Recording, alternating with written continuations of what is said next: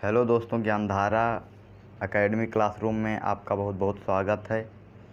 आज के video lecture में हम लोग बात करने वाले हैं वन्य एवं वन्य जीव संसाधन, जो कि भूगोल का चैप्टर नंबर 2 है। तो उसके हम लोग पार्ट नंबर 2 के बारे में बात करने वाले हैं। तो चलिए देखते हैं कि पिछले अध्याय में या फिर पिछले चैप्टर में हमने क्या क्या कवर कर लिया था। तो पिछले चैप्टर में हम लोगों ने जैव विविधता कम होने के कारण जानवरों को मारना, पर्यावरण प्रदूषण, जंगलों में आग और कटाई, ये इतने हम लोगों ने टॉपिक को कवर कर लिया था, 4 टॉपिक को। और इस वीडियो में हम आगे की तरफ बात करने वाले हैं। तो चलिए वीडियो को बिना किसी देरी के स्टार्ट करते हैं। और आपसे एक छोटी सी रिक्वेस्ट है कि आप अगर इस चैनल पे नए हो तो इस चैनल को सब्सक्राइब कर लीजिए और घंटी वाले बटन को दबाकर ऑल पे कर लीजिए, ताकि इस तरह के जितने भी वीडियो आपको आएँ उसके नोटिफिकेशन आपको सबसे पहले मिलते रहें और आप इस वीडियो को देखते रहें, ताकि आपको इस वीडियो का लाभ मिलता रहे। तो चलिए बिना किसी देरी को वीडियो को स्टार्ट करते हैं। तो हमारा अगला टॉपिक है भारत में वन्य और वन्य जीव संरक्षण। तो पेड़ पौधों एवं वनस्पति के प्राकृतिक आवास की सुरक्षा, सुरक्षित क्षेत्रों में जीवों का उचित रखरखाव, पेड़ पौधों एवं वन्य जीवों के लिए जैवमंडल रिवर्स की स्थापना करना, अधिनियमों एवं कानून लाकर वन्य जीवों एवं पेड़ पौधों की रक्षा करना। तो भारत में हमने पढ़ा कि जब सुभेद्य जातियाँ और संकटग्रस्त जातियाँ और लुप्त जातियाँ, ये सब स्थानीय जातियाँ, इतने भी प्रकार की जातियाँ जब हमारे समक्ष बनने लगीं, तो इसके बनने का कारण हम लोगों ने जान लिया कि हम ही लोग इसके कारण हैं। तो इसको, इन वन्य जीवों को और वनों को सुरक्षित रखने के लिए भारत में कुछ नियम लागू किए गए। तो चलिए उसको एक एक करके हम लोग देख लेते हैं। तो इसमें सबसे पहले आएगा वन्य जीव सुरक्षा अधिनियम 1972 का। 1972 का जो हमारा वन्य जीव सुरक्षा अधिनियम था, ये हमारे लिए बहुत इम्पॉर्टेंट है और इसे हम लोग याद रखेंगे। तो इसमें इस नियम के अनुसार कहा गया है कि जंगली जानवरों, पक्षियों और पौधों को संरक्षण प्रदान की गई है इस नियम में। इस नियम के तहत दुर्लभ एवं संकटग्रस्त जातियों का शिकार करना प्रतिबंध है। यानी कि जो जानवर दुर्लभ श्रेणी में और संकटग्रस्त श्रेणी में आते हैं, उनका शिकार हम लोग नहीं कर सकते हैं, उनके शिकार पर प्रतिबंध है। वन्य जीवों की सुरक्षा के लिए समिति का गठन करना, और वन्य जीव की सुरक्षा के लिए हमें समितियों का गठन करना है, ताकि हमारा वन्य जीव सुरक्षित रहे। और इसमें क्या कहा गया है, चलिए देखते हैं। संपूर्ण भारत में संरक्षित जातियों की सूची भी प्रकाशित की गई है। पशु पक्षियों, जीवों तथा पेड़ पौधों को नुकसान पहुंचाने पर 3 से 10 साल की सज़ा तथा 10 से 25 लाख तक, 10,000 से 25 लाख तक का जुर्माना। यानी कि अगर हम पशु पक्षी, जीव अथवा पेड़ पौधे को नुकसान पहुंचाते हैं तो हमें 10 साल तक का जुर्माना लग सकता, 3 से 10 साल तक की कैद की सज़ा मिल सकती है और 10,000 से 25 लाख तक के पैसों का हमें जुर्माना भरना पड़ सकता है। तो ये हमको याद रखना इम्पॉर्टेंट फैक्ट है। एक सींग वाला गैंडा, काला हिरण, मगरमच्छ, घड़ियाल, तेंदुआ, भारतीय हाथी, ड्रैगन फ्लाई, तितली आदि को सुरक्षा प्रदान की गई है, क्योंकि ये लोग संकटग्रस्त, सुभेद्य और दुर्लभ जातियों की श्रेणी में आते हैं। तो इन लोगों को हमारे वन्य जीव अधिनियम 1972 के तहत सुरक्षा मिली है। अगले टॉपिक की तरफ बढ़ते हैं। देश भर में अभयारण्य और राष्ट्रीय उद्यान के माध्यम से कई भागों में संकटग्रस्त जीव के संरक्षण के लिए कई परियोजनाओं की शुरुआत की गई।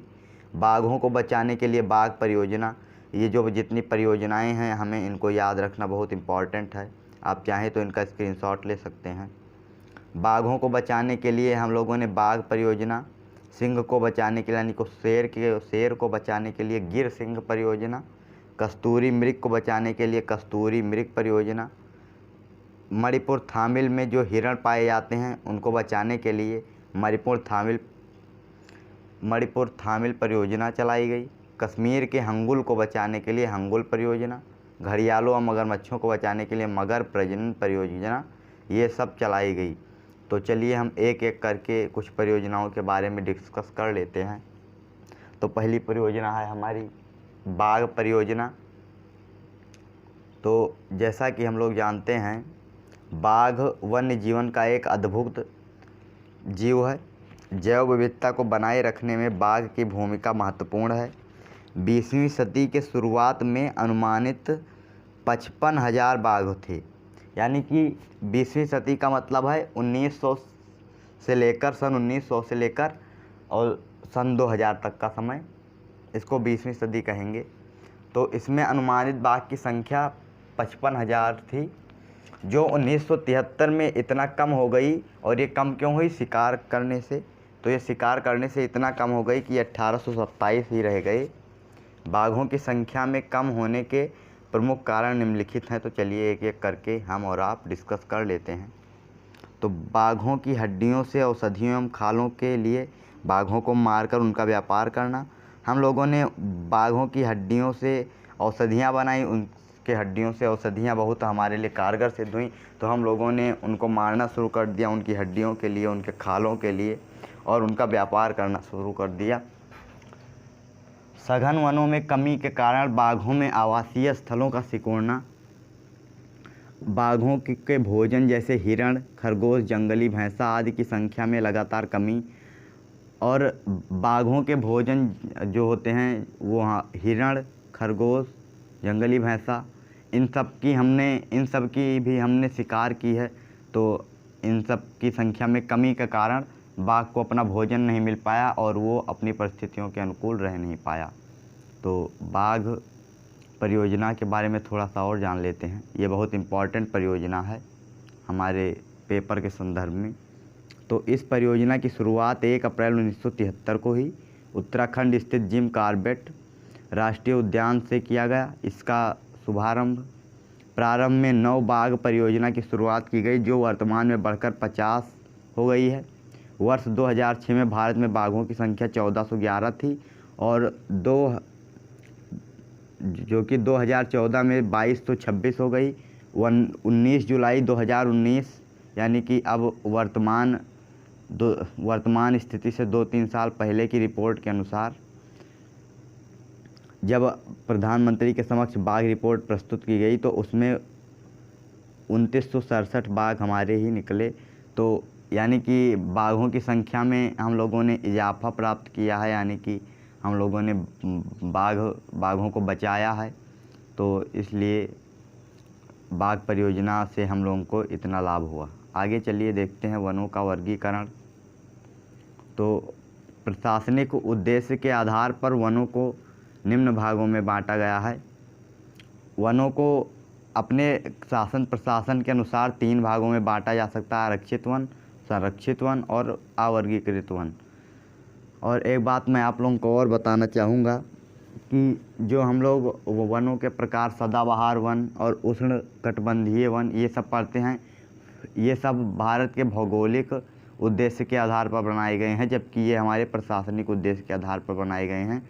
तो आपको इतना ध्यान रखना है कि अगर कहीं पूछा गया कि वनों के कितने प्रकार हैं तो आप उन्हीं 5 प्रकारों को बताएंगे, ना कि इन 3 प्रकारों को नहीं बताएंगे। तो चलिए इनको देख लेते हैं एक एक करके। तो आरक्षित वन यानी कि इंग्लिश में इनको कहेंगे रिजर्व फॉरेस्ट।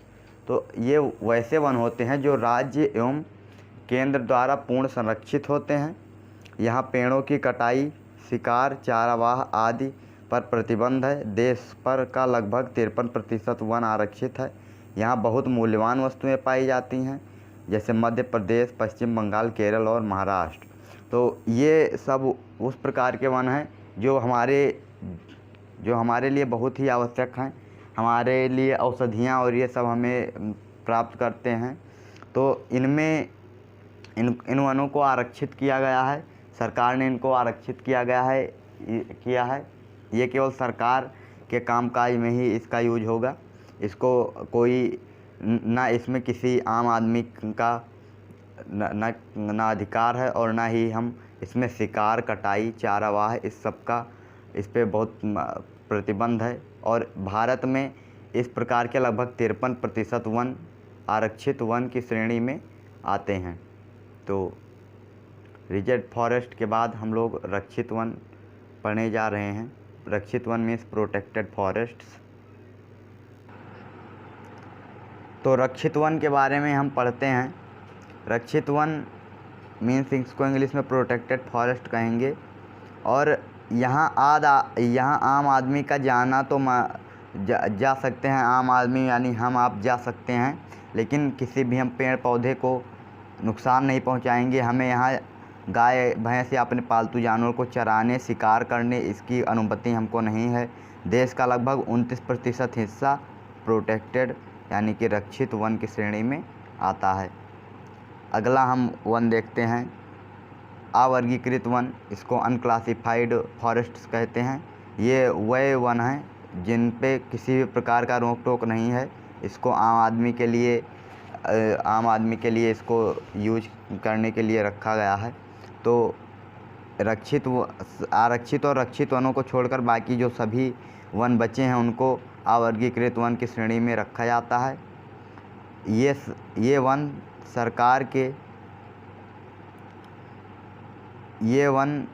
सरकार व्यक्तियों और समुदाय के स्वामित्व में होते हैं। यहाँ सब कुछ करने की इजाज़त होती है। यहाँ पे इसका मतलब है कि हम लोग यहाँ पे शिकार कर सकते हैं, चारण कर सकते हैं, ये सब का कोई रोक टोक नहीं है।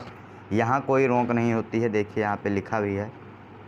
तो हम अगले टॉपिक की तरफ बढ़ते हैं, समुदाय और वन संरक्षण। तो क्या हमारे सरकार ने ही, आप लोग हमें कमेंट करके इस प्रश्न का जवाब दीजिए कि क्या हमारे सरकार ने ही हमारे वनों को संरक्षण करने के लिए बहुत सारे उपाय किए हैं? ऐसा बिल्कुल भी नहीं है, क्योंकि हम लोग अभी पढ़ने जा रहे हैं कि हमारे समुदाय ने यानी कि हमारे लोगों ने वनों के संरक्षण में क्या भूमिका निभाई है। तो इसको हम पढ़ने जा रहे हैं। तो चलिए एक एक करके हम और आप इसका डिस्कस कर लेते हैं। वन और वन्य जीव संसाधन हमारे जीवन के लिए बहुत ही अमूल्य हैं, ये तो आप सभी लोग जानते हैं।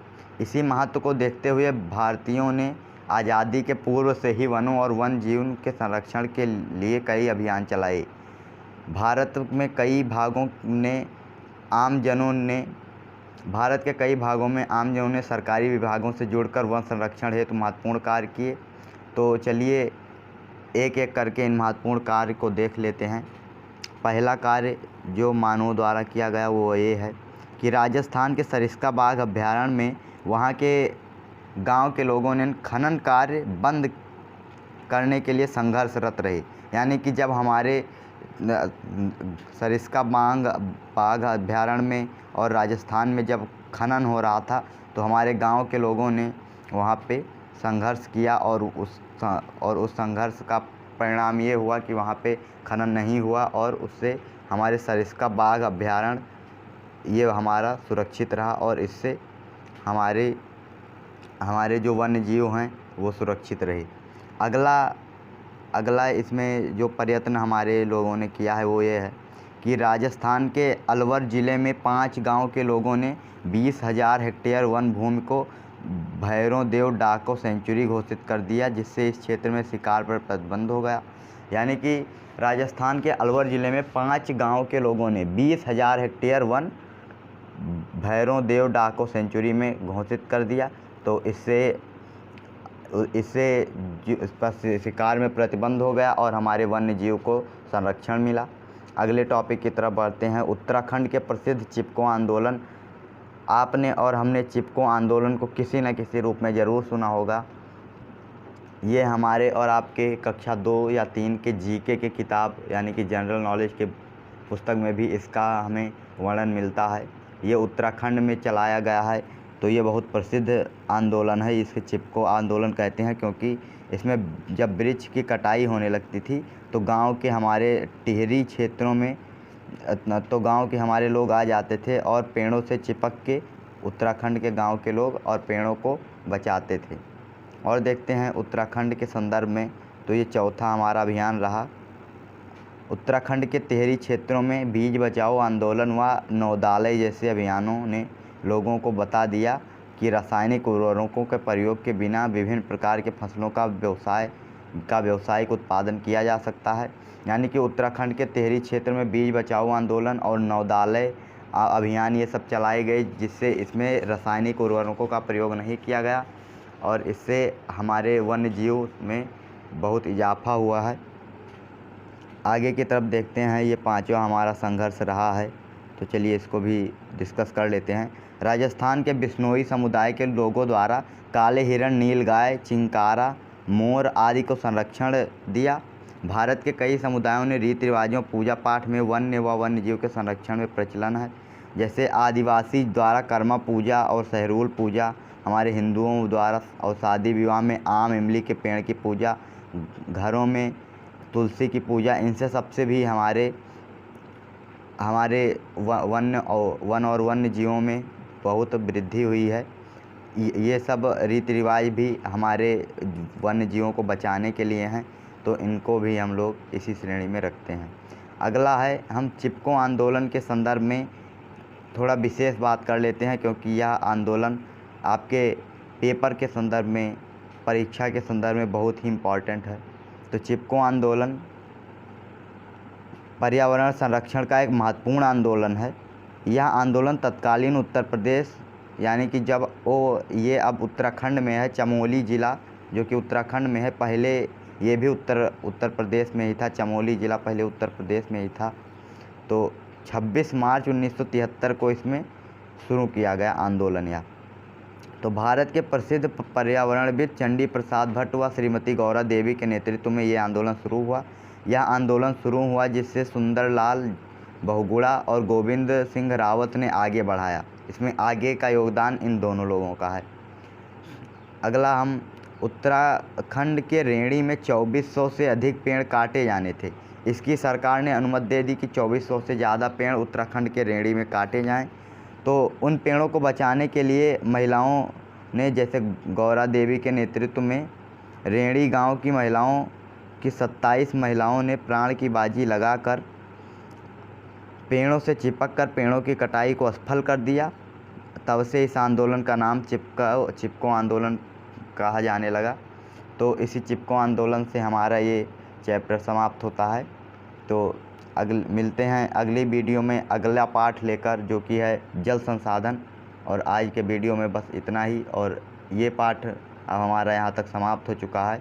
अगर आपको ये वीडियो पसंद आई हो तो इस वीडियो को लाइक करें, ज़्यादा से ज़्यादा दोस्तों के साथ शेयर करें, ताकि वह भी इस वीडियो को जान पाएँ और इसका लाभ उठा पाएँ। क्योंकि 10th में बोर्ड परीक्षा है, तो हम लोगों को तैयारी बहुत अच्छे तरीके से करनी है। आप लोग इसका एक एक करके स्क्रीनशॉट समय समय से लेते रहेंगे और उसको पढ़ते रहेंगे, क्योंकि ये ज़रूरी है आपके पेपर के संदर्भ में। इसको पढ़ने के बाद आपको कोई भी नोट्स वगैरह पढ़ने की ज़रूरत नहीं है। अगर हाँ आप पढ़ना चाहते हैं तो पढ़ सकते हैं, मैं रोकूंगा नहीं। लेकिन मैं यही रिकमेंड आप लोगों को करूंगा कि ये इतना बस इस चैप्टर के संदर्भ में बहुत है। तो धन्यवाद दोस्तों।